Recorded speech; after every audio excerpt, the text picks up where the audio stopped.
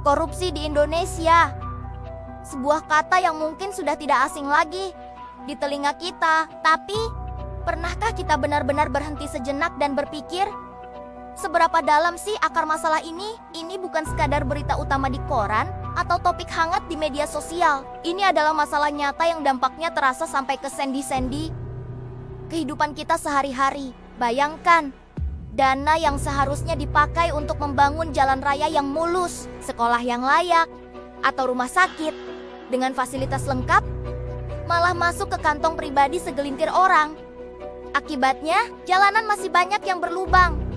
Anak-anak kita belajar di gedung sekolah yang hampir rubuh, dan layanan kesehatan jadi mahal dan sulit dijangkau. Inilah wajah nyata dari korupsi. Banyak yang bilang, korupsi di Indonesia itu sudah membudaya dari hal kecil seperti memberi uang pelicin untuk mempercepat urusan sampai proyek triliunan rupiah yang diselewengkan. Skalanya begitu masif, melibatkan berbagai level dari pejabat tinggi hingga oknum di tingkat layanan publik. Tentu saja, ini menciptakan ketidakpercayaan masyarakat terhadap pemerintah dan sistem hukum. Orang jadi apatis dan merasa percuma untuk jujur.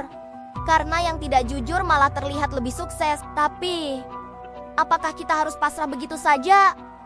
Tentu tidak. Perlawanan terhadap korupsi harus dimulai dari diri kita sendiri dengan menolak memberi atau menerima suap.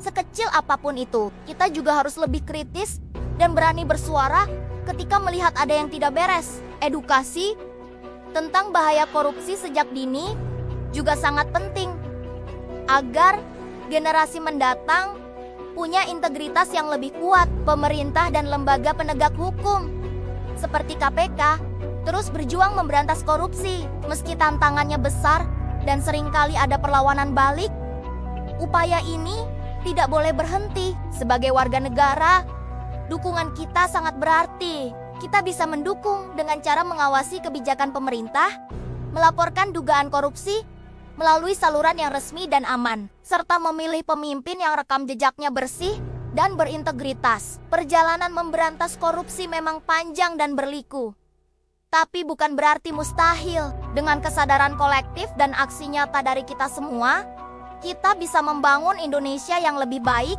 lebih adil, dan bebas dari korupsi. Mari kita jadi bagian dari solusi, bukan bagian dari masalah. Terima kasih sudah menonton.